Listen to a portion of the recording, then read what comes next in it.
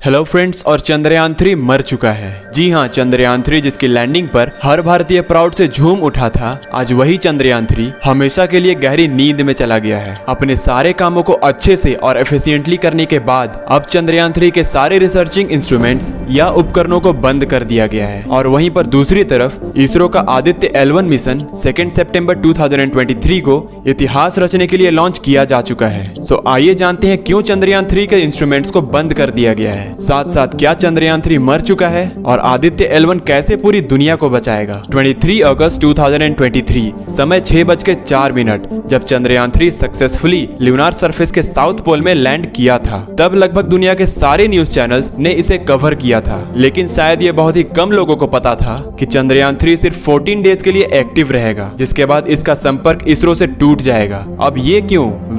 इसके पीछे का साइंस चांद के दिन और रात में छिपा है। आइए इसे थोड़ा डीपली समझते हैं। दरअसल चांद पर जो एक दिन होता है वो होता है अर्थ का 14 डेज, और जो एक रात होता है वो भी 14 नाइट्स के बराबर होता है। सो बेसिकली 23 अगस्त 2023 को इसी कारण से लैंडिंग के लिए चुना भी गया था, क्योंकि चंद्रयान 3 एक सोलर पावर्ड मिशन है, यानी कि सोलर एनर्जी के जरिए ये अपने बैटरीज को चार्ज करके रिसर्च करता है। सो क्योंकि चंद्रयान 3 एक सोलर पावर्ड मिशन है, तो इसरो ये पूरा 14 डेज ऑफ अर्थ या फिर 1 डे ऑफ मून को मेक श्योर करना चाहता था कि जरा से भी वेस्ट ना हो। और क्योंकि 23 अगस्त 2023 को चांद में दिन होने वाला था, इसीलिए इसरो ने इसी दिन को चांद के साउथ पोल पर चंद्रयान 3 को लैंड कराया था। और अगर ये मिशन 1-2 दिन आगे हो जाता ना, तो शायद पूरे एफिशिएंटली अपने इंस्ट्रूमेंट्स या उपकरणों को इस्तेमाल ही नहीं कर पाता। अब 23 अगस्त के बाद 6 सितंबर को चांद का एक दिन पूरा हो चुका है, यह अर्थ का 14 डेज। और अब चंद्रयान 3 का संपर्क इसरो से टूट चुका है।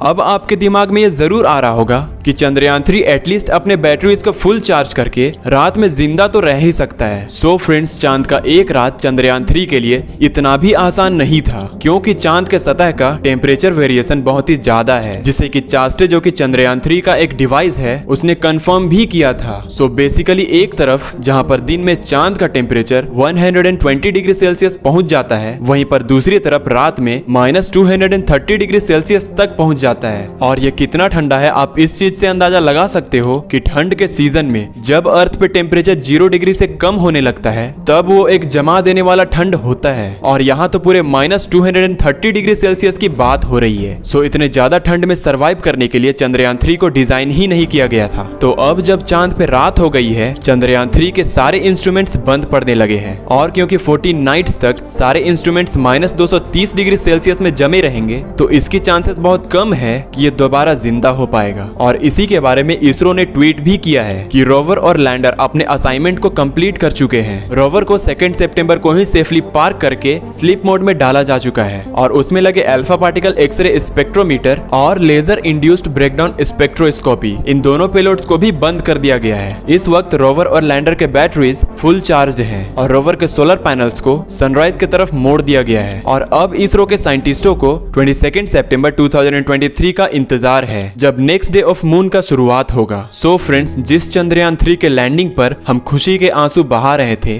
आज उसी चंद्रयान 3 से शायद हमेशा के लिए हमारा संपर्क टूट चुका है। अब सिर्फ हम उम्मीद ही कर सकते हैं कि ये दोबारा उठे। बट एक तरफ जहां पर चंद्रयान 3 से हमारा संपर्क टूट रहा है, वहीं पर दूसरी तरफ इसरो का आदित्य L1 2 सितंबर 2023 को सक्सेसफुली सूरज की ओर लॉन्च हो चुका है। चंद्रयान 3 के बाद इंडिया की तरफ से ये एक बड़ा मिशन है, और इस वक्त हर इंडियंस के लिए ये एक प्राउड मोमेंट है, क्योंकि चंद्रयान 3 के साथ चांद पे अपना पहला झंडा लगाने के बाद अब इंडिया जापान, अमेरिका और यूरोप के बाद चौथा कंट्री बन गया है जो सोलर मिशन कर रहा है। और अगर आदित्य L1 प्लान के मुताबिक सक्सेसफुली सारे रिसर्च को ठीक से कर लेता है, तब 2025 में आने वाला सोलर फ्लेयर्स, जिसके वजह से धरती तबाह तक हो सकता है, उसके बारे में डीप रिसर्च करके हमें बचने का रास्ता बता सकता है। सो आदित्य L1, जिसमें आदित्य का सिंपल मीनिंग है सन या सूरज, और L1 यानी कि लेग्रेंज पॉइंट 1। अब ये लेग्रेंज पॉइंट क्या है? सो आसान भाषा में समझाऊं तो आपको न्यूटन का थर्ड लॉ बखूबी याद होगा, जो कि है for every action there is an equal and opposite reaction. So अब इसी लॉ को अप्लाई करके आप ये समझ सकते हो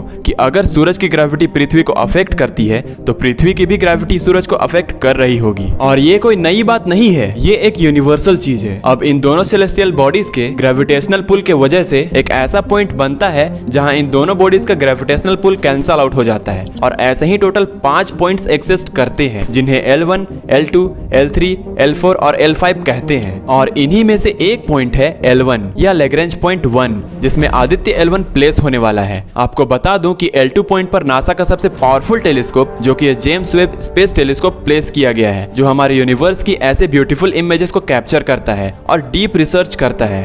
अब L पॉइंट स्पेशल इसीलिए है क्योंकि इस पॉइंट में दो सेलेस्टियल बॉडीज के ग्रेविटेशनल पुल के कैंसिल हो जाने से L पॉइंट में पड़े किसी भी बॉडीज को ना तो अर्थ की ग्रेविटी इन्फ्लुएंस कर सकती है और ना तो सन की ग्रेविटी। अब इसी की वजह से आदित्य L1 नाम भी दिया गया है, जिसमें L1 पॉइंट किसी फ्रंट रो के सीट के जैसा है और सन के कोरोना को स्टडी करने के लिए यहाँ से एक परफेक्ट ऑब्जर्वेशन मिलेगा 24/7 आवर्स। अब L1 पॉइंट पर जो फ्यूल यूज होगा ऑर्बिटिंग के लिए वो तो कम होगा ही, लेकिन अगर इसमें हम इसरो के बजट एफिशिएंसी को मिला दें तो ये मिशन ओनली 378 करोड़ में किया जा रहा है, which is really shocking and impressive at the same time. अब इसरो का सोलर मिशन लॉन्च होने के बाद अर्थ को ऑर्बिट करेगा, जिसके बाद एक थ्रस्ट देके 4 महीनों के सफर के बाद आदित्य L1 पॉइंट तक पहुंच जाएगा। जी हाँ, एक तरफ जहां पर चांद तक पहुंचने में हमें करीब 40 दिन लगे थे, वहीं L1 पॉइंट तक पहुंचने में 4 महीने का समय लगेगा। अब चांद 3,80,000 किलोमीटर दूर है, वहीं पर सूरज हमसे 15 करोड़ किलोमीटर दूर है, लेकिन आदित्य L1 को इतना दूर जाने की जरूरत नहीं है। हम L1 पॉइंट तक जाएंगे जो 15 लाख किलोमीटर दूर है, यानी आदित्य L1 चंद्रयान 3 से 4 गुना ज्यादा डिस्टेंस कवर करने वाला है इस मिशन में। जहां चंद्रयान 3 सिर्फ 14 दिनों के लिए एक्टिव रहने वाला है, आदित्य L1 पूरे 5 सालों तक एक्टिव रहेगा। अब चांद का मिशन तो एक तरह से मतलब बनाता है कि वहां फ्यूचर मून कॉलोनाइजेशंस, मिनरल्स एक्सट्रैक्शंस और फ्यूचर के वेरियस मिशंस में काम डेफिनेटली आएगा। बट सोलर मिशन क्यों लॉन्च किया गया है, क्या मतलब है इसका? सो फ्रेंड्स, मतलब है आदित्य L1 सूरज के कोरोनास को स्टडी करेगा। कोरोना सूरज का एकदम आउटर मोस्ट लेयर होता है। सोलर इक्लिप्स के फोटोज में आपको दिखने वाले ये बॉर्डर्स सन का कोरोना है। But this is really interesting. Normally आप आग से जितना दूर जाते हो, गर्मी उतनी ही घटती जाती है। सूरज के बीचों बीच उसके कोर में न्यूक्लियर फ्यूजन रिएक्शन होते रहते हैं, वहाँ की गर्मी सबसे ज्यादा होती है। और ये तो यूनिवर्सल है कि कोर से जितना आप दूर जाते हो, गर्मी उतनी ही कम होगी। On an average surface temperature कुछ 5000 डिग्री सेल्सियस से 6000 डिग्री सेल्सियस होता है। और कोरोना जबकि सूरज के सरफेस के बाहर होने के बावजूद भी इसकी टेम्परेचर 1 मिलियन डिग्री सेल्सियस से 3 मिलियन डिग्री सेल्सियस होती है, और इसे कोरोनल हीटिंग प्रॉब्लम कहते हैं, जिसका एक्चुअल रीजन अब तक किसी को पता नहीं है। अब अगर आदित्य L1 इस मिस्ट्री को सुलझा पाया तो इंडिया वो पहला कंट्री बन जाएगा जो इस प्रॉब्लम को सॉल्व किया हो, जिसके बाद हम सन की एनर्जी को और भी एफिशिएंटली यूज कर पाएंगे। आदित्य L1 के अंदर बेसिकली 7 पेलोड्स इंस्टॉल किए गए हैं, जिनमें से 4 सूरज को स्टडी करेंगे और 3 L1 पॉइंट को ऑब्जर्व करेंगे। इस मिशन में हमें सूरज और L1 पॉइंट दोनों ही के बारे में इंफॉर्मेशन मिलने वाला है, सोलर एक्टिविटी से लेकर इफेक्ट ऑन स्पेस वेदर तक। अब L1 पॉइंट में प्लेस होने के तुरंत बाद ये अपने remote sensor visible emission line coronagraph या VELC के जरिए कोरोनास के इमेजेस को लेके इसरो को भेजने के साथ साथ खुद भी डीप रिसर्च करेगा स्पेक्ट्रोस्कोपी के मदद से, जिसके बाद इसमें लगे टेलीस्कोप जो कि है सोलर अल्ट्रावायलेट इमेजिंग टेलीस्कोप या SUIT के जरिए ये फोटोस्फेयर और क्रोमोस्फेयर जो कि है सन का आउटरमोस्ट लेयर, इसके बारे में डीप रिसर्च करेगा। इसके बाद इसमें लगे सोलेक्स यानी कि solar low energy X ray spectrometer और हेलियोस यानी कि high energy L1 orbiting X ray spectrometer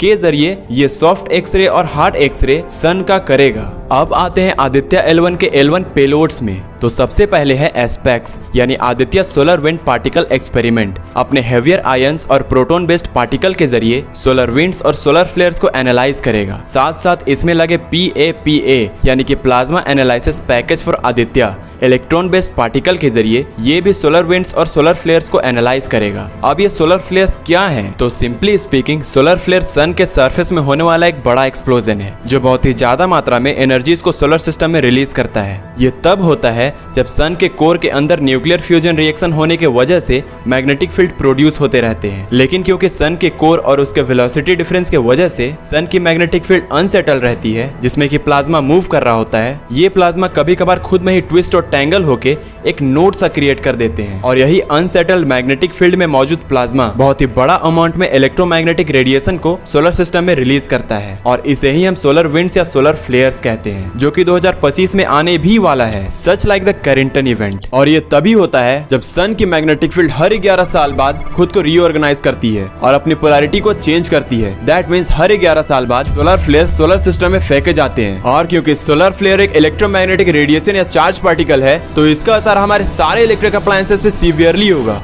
आपको बता दूं कि आने वाला फ्लेयर का स्पीड कैलकुलेशंस के हिसाब से करीब 48 करोड़ 28 लाख एंड 32,000 किलोमीटर पर सेकेंड होगा। और इसमें मौजूद चार्ज पार्टिकल सबसे पहले अर्थ के अराउंड ऑर्बिट कर रहे सैटेलाइट से हाई स्पीड से टकराकर सभी सैटेलाइट्स को डैमेज कर देगा, जिसके वजह से अर्थ पे सैटेलाइट्स की बारिश एस्ट्रॉइड के रूप में होने लगेगी। और शायद आपको अंदाजा ना हो कि एक सैटेलाइट की इम्पैक्ट लगभग 3 स्टेट्स को तबाह करने के कैपेबल है। और यहाँ तो पूरे 5500 सैटेलाइट्स की बात हो रही है और मिलियंस ऑफ डेब्रिस जो अर्थ के अराउंड इंसानों ने फैलाया है। और अगर प्लान के मुताबिक आदित्य L1 सोलर फ्लेयर्स को परफेक्टली स्टडी कर लेता है, तो हम शायद अपने फ्यूचर के लिए एटलीस्ट तैयार तो हो ही सकते हैं। अब लास्ट इंस्ट्रूमेंट है advanced tri axial high resolution digital magnetometers. हमारे सन की मैग्नेटिक फील्ड को स्टडी करेगा, जिससे हमें ये पता चलेगा कि सन का कोर कितना कॉम्प्लेक्स है और इसकी मैग्नेटिक फील्ड का असर किस हद तक जा सकता है। सो बेसिकली आदित्य L1 भी चंद्रयान 3 की ही तरह हिस्ट्री क्रिएट करने वाला है। और अगर सोलर फ्लेयर्स और उसके कोरोना के ऊपर प्लान के मुताबिक रिसर्च कर लेता है,